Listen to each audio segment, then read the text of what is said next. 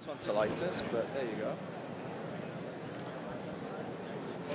You got tonsillitis. I just, just getting over it. Yeah. Oh, man. Yeah, I know. It doesn't look pretty back there.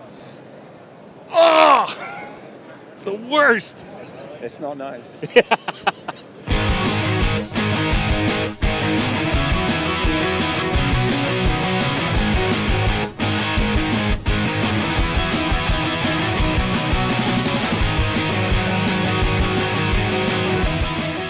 So I am here with the unfortunately ailing Paul Amos.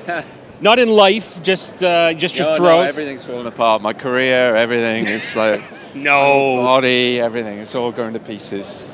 So we just got out of the Captain Canuck panel, which Another disaster. Another technical disaster.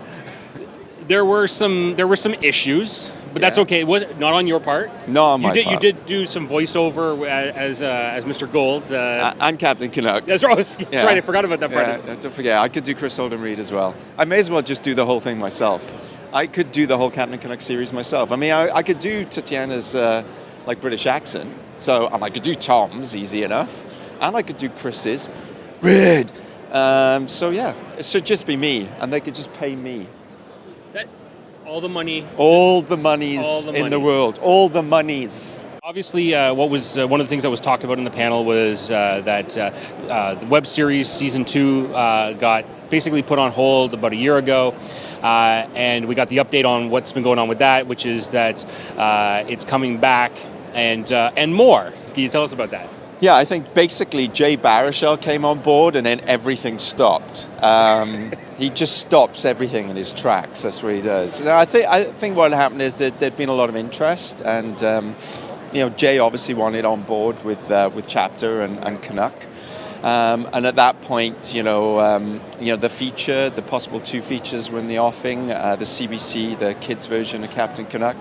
And just funding irregularity, or just the way the funding breaks down, just meant that they had to put a hold on it. But it is going to come back, and I think it's going to it'll sort of lead you into the world a little more prior to the feature when that comes out. Which it's animation, so that's going to be like about a year and a half away. So. Right. Well, that's the big thing for a lot of people is that the animated feature is coming. It's actually a reality now for you guys. You got the funding. It's all good. So, and from what it sounds like, you're all coming back. Like I know you're involved, but Kris, and maybe even Tatiana and the others, possibly. I would imagine. I haven't heard anything other. You're just going to go to their houses and just make them come, right?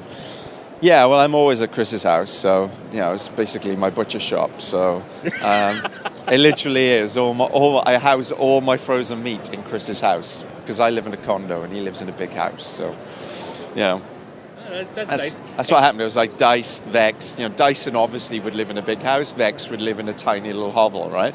Same in real life, to be honest. Yeah. It kind of, although at the same time, it kind of ruins the mystique of the Captain Canuck, Mr. Gold animosity. Yeah, but I tell you, I live in a condo in the sky. I literally do. Nice. I do. I live in a distillery it's a southwest-facing condo. It's on the 15th floor. It's wonderful, unobstructed views of Toronto. Yeah, so I do live in a gold-esque condo. Nice. I think what we'll do is we'll clip out this section, send it to HGTV, and get you one of those home shows. You can start selling. There you go. More work for you. More work. I need it. Yeah. You had Assassin's Creed come out last year. Yep. You played Jacob Fry. Obviously, doing the voice work on Canuck, you're used to that. You've done other projects. Is it, with video games, is there any at all difference in your performances compared to just a traditional animation setting? Yeah, well, it was completely different because it was full motion capture. Right. So we filmed the cutscenes in that for 4 months.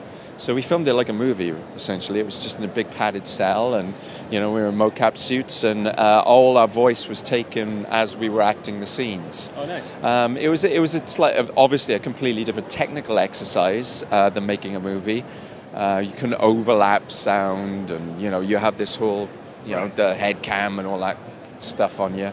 But it was like acting, which being in the booth for things like this it's a little bit more you're real doing voice acting. So it's more in the imagination Right. realm as you're at the mic, and you're trying to get as much as you can. But with the mocap, it was great. I just felt like I was doing normal acting scenes with slight technical things to think about. Yeah. Yeah, it must be a vast difference compared to a movie set or or a television show, right? Where you usually got a couple cameras set up. You're doing your shots, and then you move on to your next set of shots. You reset. You do all those things. Whereas what you're describing, like with mocap, like you're going to be like jumping and leaping, and like there's nothing there, and there was nothing there. It's literally just a bunch of different colored tapes on the floor. And you come in every day, and they'd see all the greens and the blues and the yellows, and they'd all be laid out. And they were basically the layouts of all the different rooms, right? So your set's all done at the beginning of the day, and then you just, we're in this room now. Oh, we're here now. And to be honest, most of the stunts that I did on that was literally, there'd be a blue line there, and there'd be a blue line here. And I just have to jump from one blue line to the other blue line. That's it. That's all I did. I did none of this. Did none of that. I did none of that.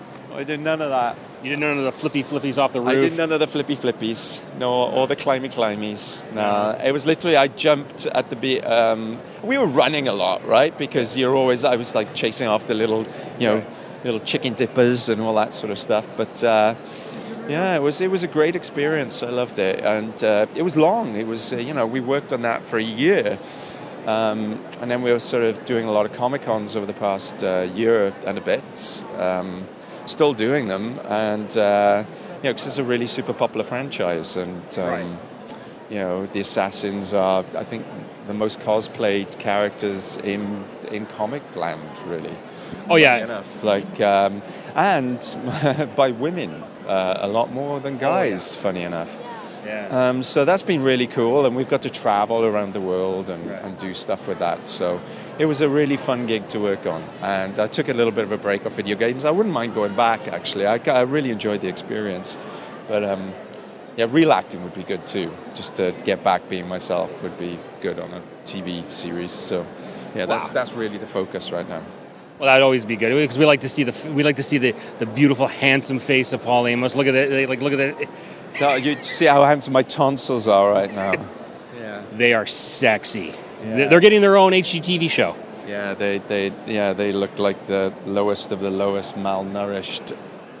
I got leopard tonsils right now, really. Poor lepers. Poor lepers. They don't get enough attention, lepers. No, poor tonsils, poor lepers. That's right. We're also going to announce that Paul Amos is now the official spokesperson for the world for all lepers in the world. All lepers. I'm going to get. You must cut this.